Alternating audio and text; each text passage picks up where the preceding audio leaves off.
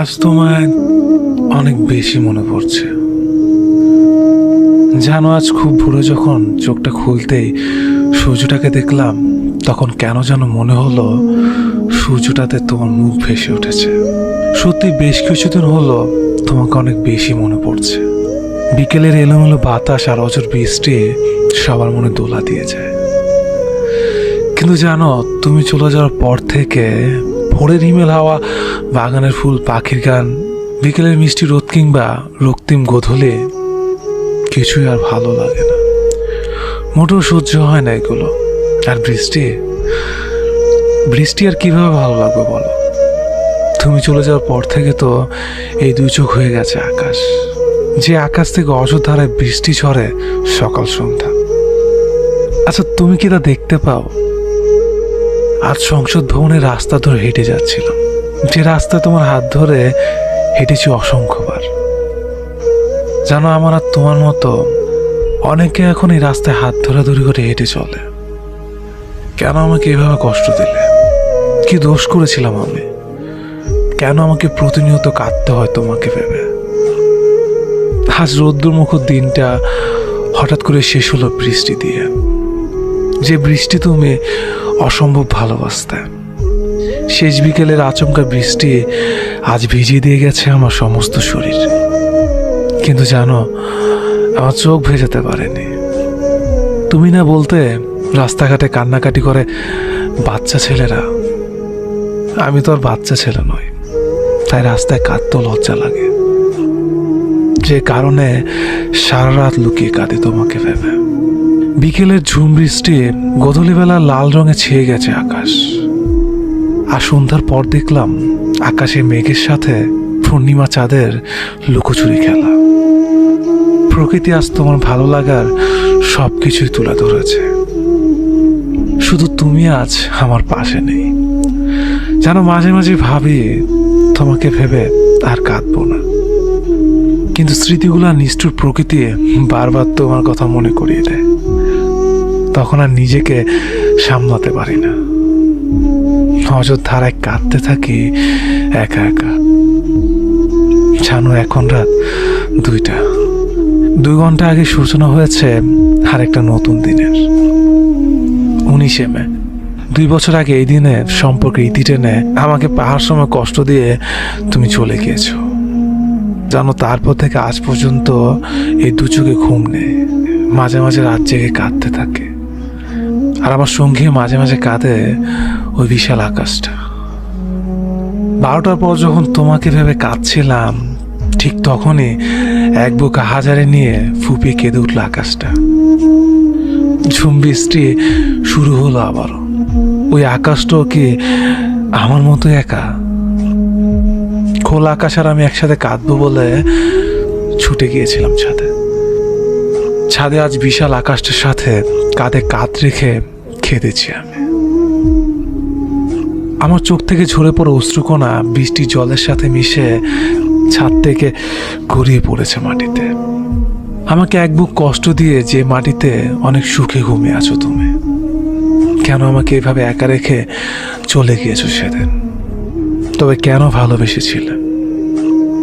কেন বলেছিলে সারা জীবন একসাথে থাকবে?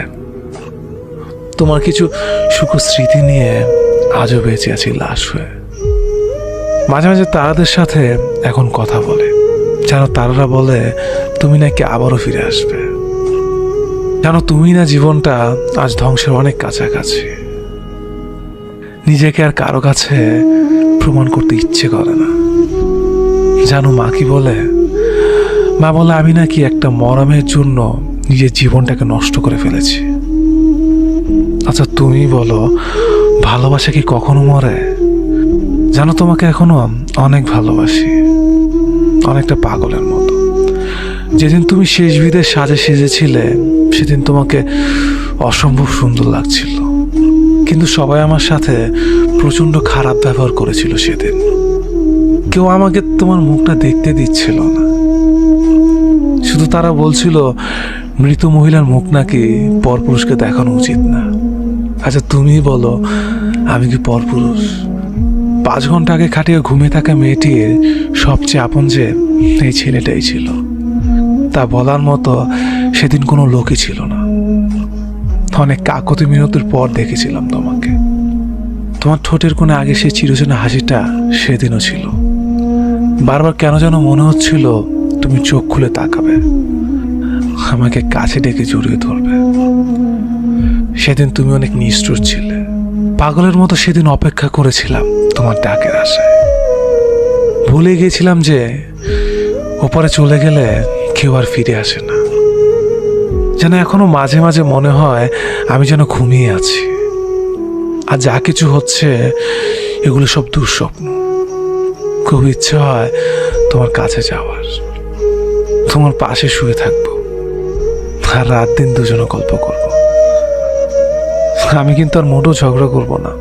জানো, এই 2 বছরে আমি অনেক ভালো হয়ে গেছি।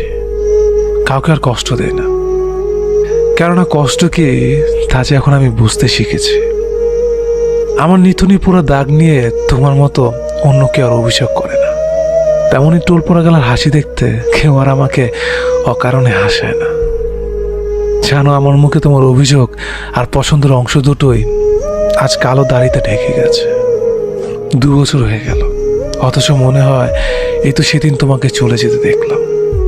এই 2 বছরের স্বপ্নে অসংখ্যবার দেখেছি তোমায়।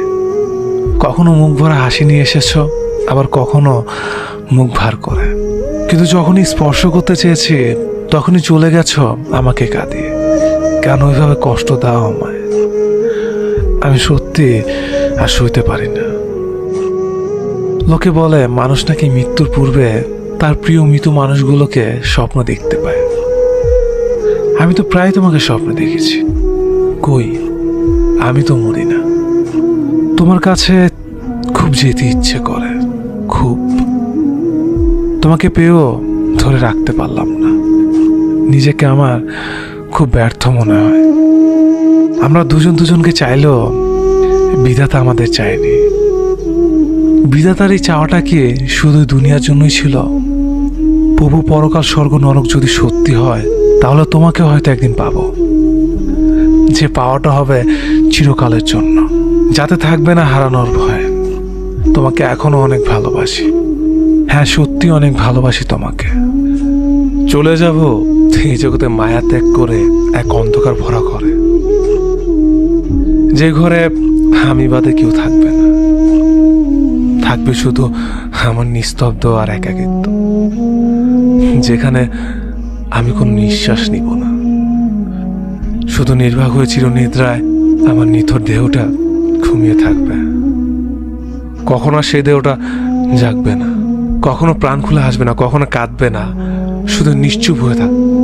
যেদিন সবার থেকে বিদায় নিব, ছাড়বো এই পৃথিবী, ভাঙবে সব বন্ধন আর নিরুদ্দেশ হব এক না ফেরার দেশে, যেখানে আমি থাকবো এক নতুন অধিবাসী হয়ে।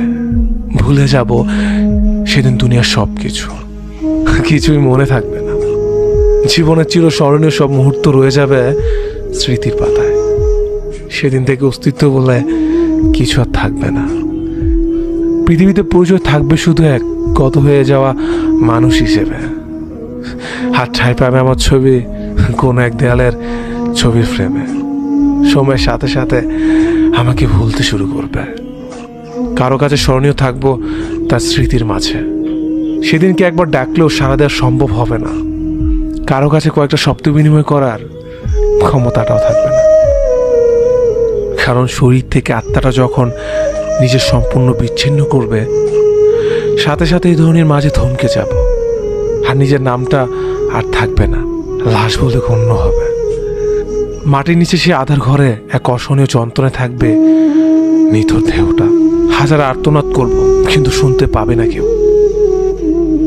ধীরে ধীরে সম্পূর্ণ শরীরটা হারিয়ে যাবে মাটির সাথে, আর সবকিছুই ধূলিসাৎ হয়ে যাবে। আমি রইব শুধু একটা মৃত মানুষ হিসেবে। চাইলেও কেউ মৃত্যু থেকে বাঁচাতে পারবে না। হঠাৎ করে সবার মতো একদিন আমিও চলে যাব এই পৃথিবীর মায়া ছেড়ে। চলে যাব একটু অন্ধকার ঘরে, যেখানে থাকবো শুধু আমি আর আমার একাকিত্ব। চলে যাব আমার আপন আর প্রিয় মানুষদের কাঁদিয়ে না ফেরার দেশে, যেখান থেকে কখনোই কেউ ফিরেনি আর ফিরবেও না। বন্দি হয়ে যাব আমি একটি ঘরে, যে ঘরে থাকবে না কোনো দরজা বা জানালা, শুধু থাকবে কালো অন্ধকার। হয়তো আমি চিৎকার করে সবাইকে ডাকবো, কিন্তু সে ঘর থেকে আমার আওয়াজ বাহির হবে না, কারণ তখন আমি আর এই পৃথিবীর মানুষ না, আমি শুধু একজন অন্ধকার ঘরের বাসিন্দা। তখন আমার সবকিছু সীমাবদ্ধ হয়ে যাবে, চাইলেও মনের কথাগুলো আর কারো কাছে শেয়ার করতে পারবো না।